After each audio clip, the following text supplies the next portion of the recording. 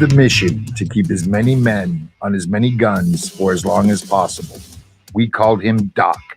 Welcome to Combat Vet Vision. Host Aaron Chief Seabird. Hey, how's everybody doing? Hey, it's good to be back.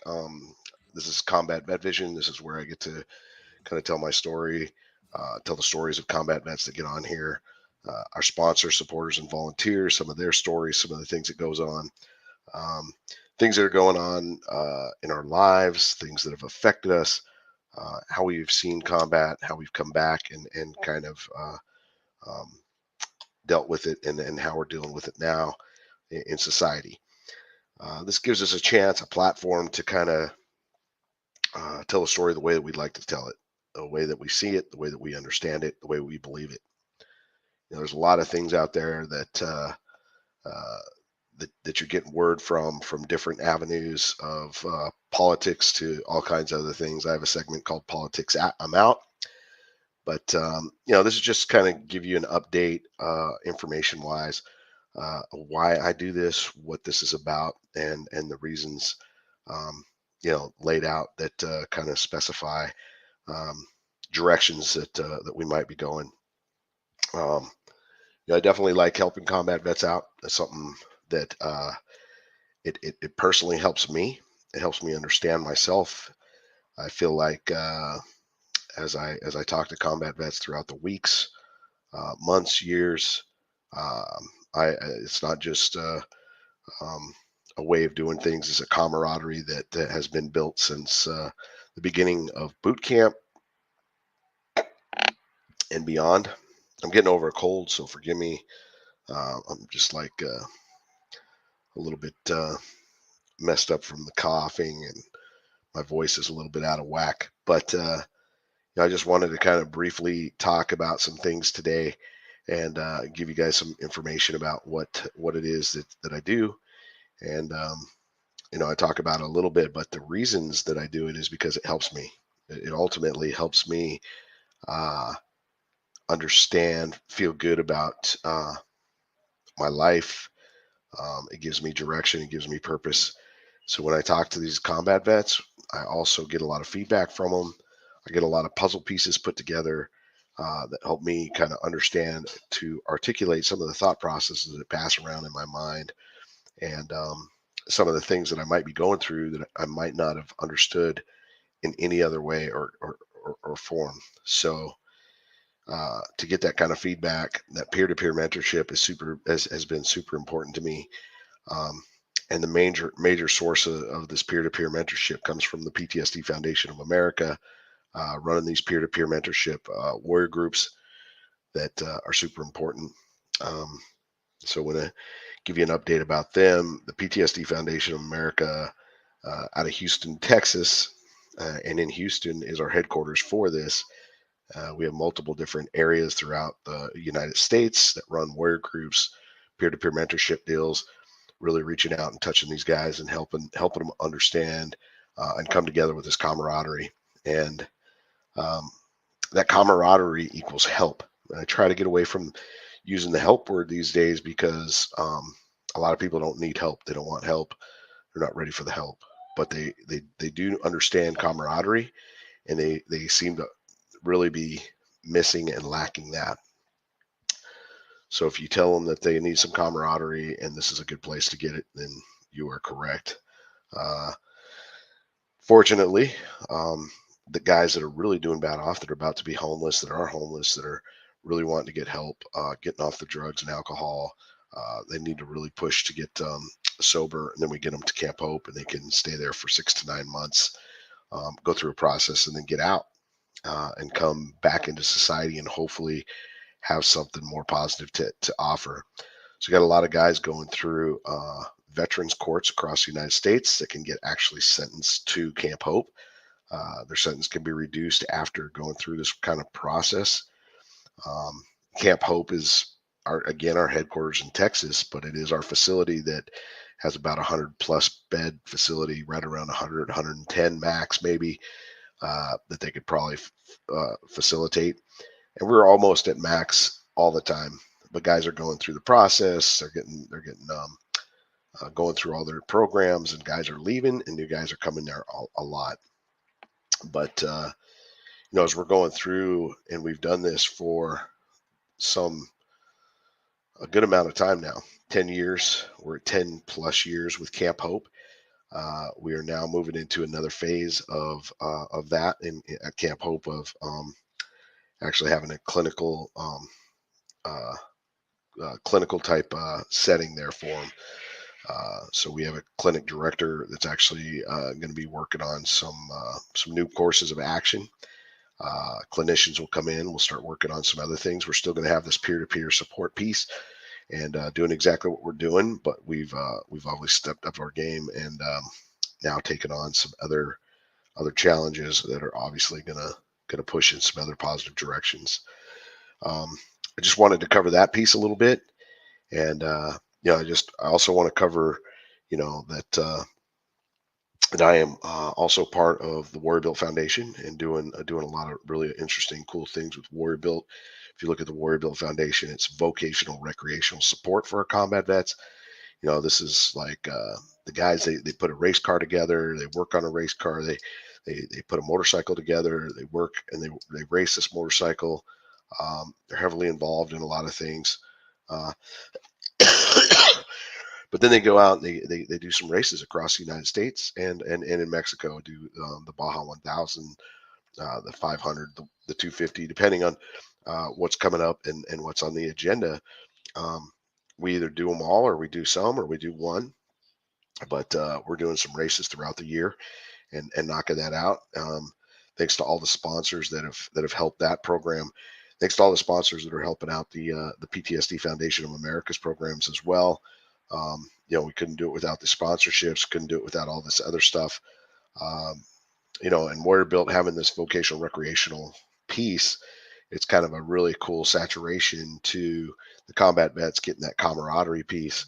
And then they find out they might need a group. On Tuesdays, I do my group, 7:30 to 8:30. I do put that information out directly to the combat vets in a variety of ways, and do some really cool stuff with that. I'm also, um, just always happy to help these guys in a lot of directions, whether it's jobs, whether it's the camaraderie, the peer-to-peer support, all these different things that come up in our lives. And Warrior Built's a great avenue, a great place for that.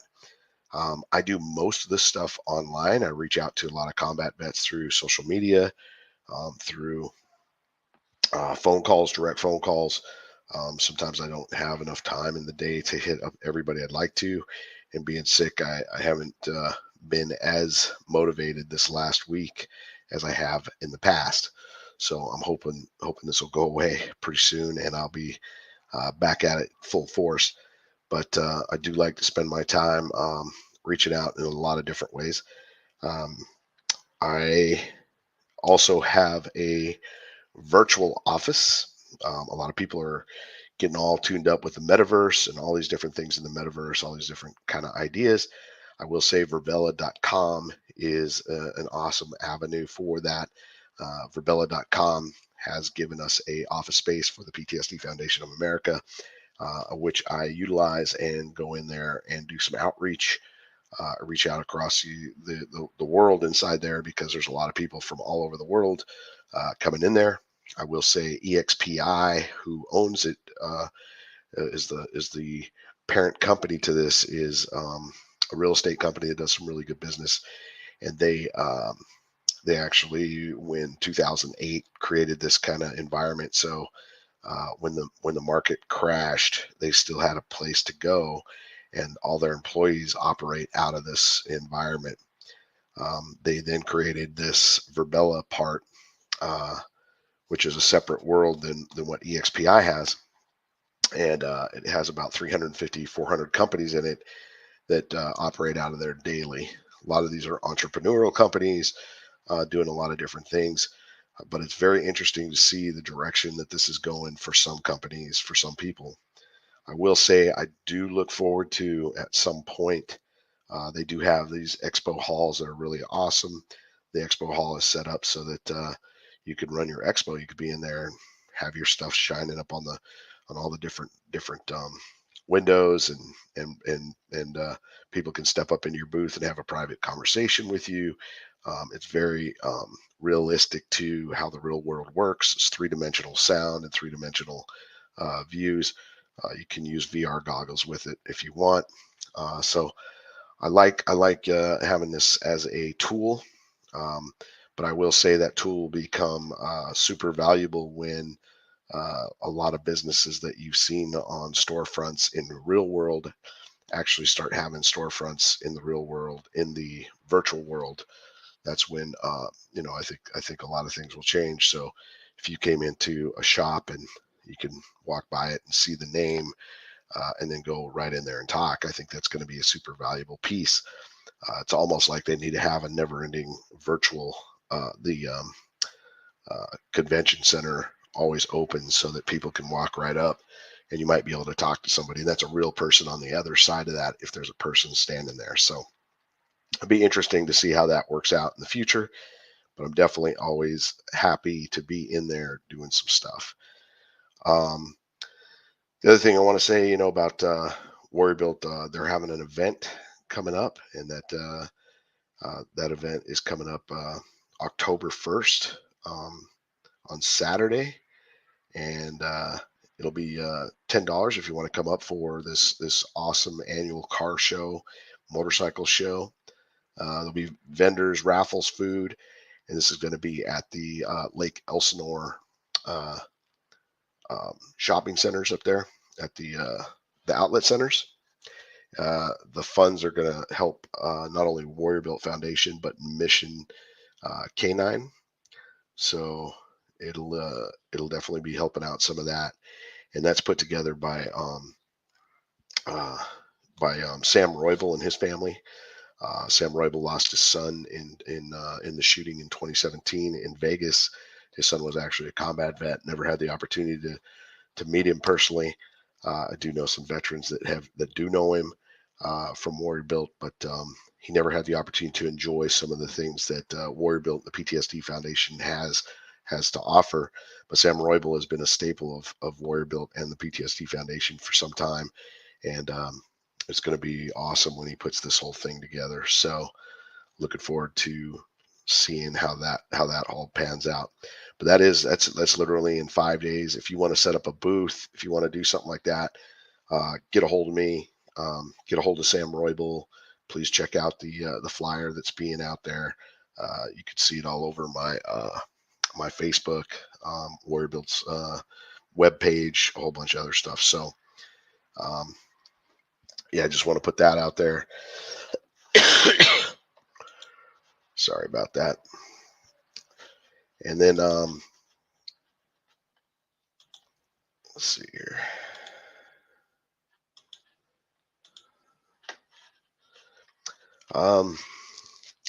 The other thing that I do some other cool things.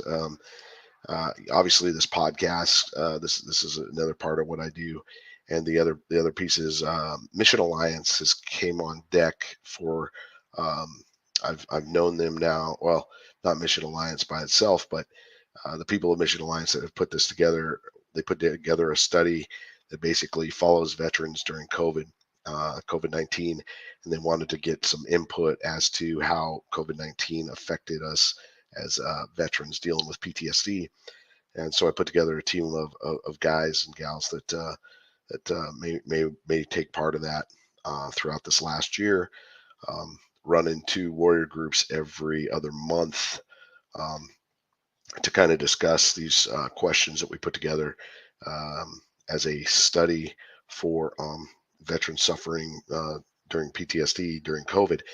So Mission Alliance has come on deck to make sure that was a cool feature.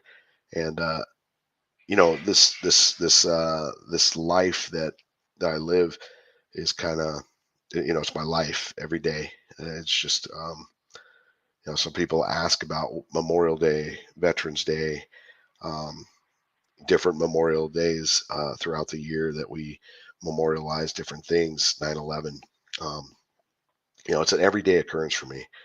It's always keeping the veteran world in place, dealing with and understanding and feeling the value of keeping our veterans alive through all these suicide problems and issues that constantly, you know, plague so much of our society. And I feel that it's super important to just be involved in a lot of different ways. And and it's my purpose. It's something that that's near and dear to me. So I do like coming on here and just talking for a little while about some of these things. You know, other resources. I have a bunch of resources. A lot of people are like, hey, what do you do for these combat vets? Is like, well, along with combat vets, along with all this other stuff, there's other nonprofit organizations that I work with that are super awesome. On any given day, I might refer to a couple of them, but um, some have different resources that are necessary for our veterans in different ways. And it's not something that I hand out lightly. It's because a lot of these resources have came together to really say, hey, I want to make a really good difference for our combat vets.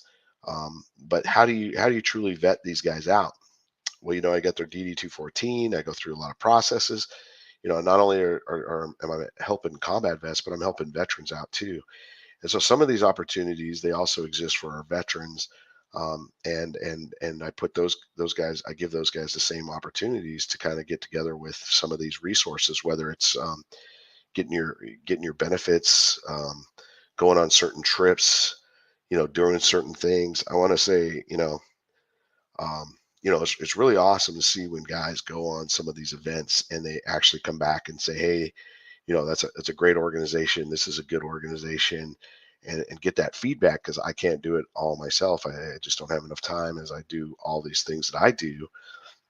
It's either that or I jump off that ship and get on a cruise every now and then, or I feel like I could be on a trip every single week, every single day of my life if I wanted to, but I don't have the time to do it. But I hear about them and I want to know, are they really cool? Are they really legit? Are they helping out? Are they offering some really awesome support out there? And I think everybody's jumping and has been trying to juggle, the suicide piece, and given some pointers, some other directions in life, some other great opportunities. So I don't give these resources out um, at any given time, but I talk to our veterans and guys that are really needing them, guys that that are asking about them. Then yeah, I'll make it happen, because it's not like I don't want to use up all of our resources, but at the same time, I want them to have legit individuals and people that want to go, that need to go, that really can benefit from it. And so, please, if you're a veteran, make sure to think about that, and to think about this. Think about this. Like, all these people have some really cool trips. They have some really cool opportunities. They have some amazing things, but everybody's kind of standoffish. Like, nah, I don't want to do it. Somebody else needs it more than me. The one thing I want to say to you is that please have an attitude like, hey, I'm going to put you in that seat. First come, first serve. I'd love for you. If you want to go, get on it. But just put this out there. Say, hey, if you need to pull me out of this seat for any reason, go ahead and pull me out, and I'll take the next one, because maybe someone does need it more than you. But don't have the idea like, hey, I'm not going to take it because somebody else does. Somebody else will probably need it more than me. And then that seat goes unfilled and someone misses out on a great opportunity because you decided that you didn't, it's not for you. Uh, think of it as these things are for you. Um, it's a chance for camaraderie. Uh, it's a chance for help, but that help word kind of keeps you from doing it, but the camaraderie might not. So get involved with that. And there's all kinds of other community support issues. Um, a lot of times you don't know who's willing or who's able to help. But there's a lot of times that I'll reach out to the community and ask for something. And for somebody that's just really hurting or having a hard time, somebody that just got injured or dealing with something, they need to have their house cleaned or something of that nature. And, sometimes there's a cleaning service that's ready to make that happen. So, it's kind of cool to be able to reach out and hear a lot of yeses, not so many nos, because those are the kind of reputation that we want to put forth. But yeah, please work on being good for yourself out there, no matter what, and work on being good for others as well. Sometimes it's very difficult when you're dealing with what you got to deal with. And with these suicides and all the problems that are going on, it's feeling like you're not worthy. But understand that it's not about you being worthy. It's about people have something for you. Please use it to move forward in a positive direction, no matter what that looks like. And get involved. Just jump in that seat, and be involved in you. Be involved in what's going to make the best course of action for you. And that's the best thing that you could possibly do. I just want to put this out one last time before I kick off out of here, because it's been outstanding to just sit here with you guys for a little while. But I do want to say, the Warrior Built Foundation and Mission Canine Rescue annual car show, motorcycle show is this Saturday coming up, which is the 1st of October. Get out there to the outlet centers and check it out. If you have a show car, if you want to be involved in that, if you have a booth that you want to set up, or you're a nonprofit organization that wants to do some stuff, get out there and make it happen. There's some incredible things being put together for this. I'm looking forward to see where it goes this year, including next year. It's looking like next year it might be the second largest car show in America. But we'll see how that all pans out. But hey, thanks for being on. Thanks for hanging out. Thanks for giving me a little bit of time. Hey, I do want to put one thing out there. If you look at the flags in the back, I got the American flag and Ukrainian flag. Right now, Ukraine is basically fighting for its freedom to have its own country. A country came in that thought it could take it over, and thought it could take away the freedoms that this country has. And America had this problem in 1775, and I just want to put my support out there for Ukraine, and they're fighting for their freedom. And I want to say, and even internally inside Russia's fighting for its freedom right now, because they're being told they have to do things a certain way, and it just isn't working out, because I think too many people know too many things. The independence is there.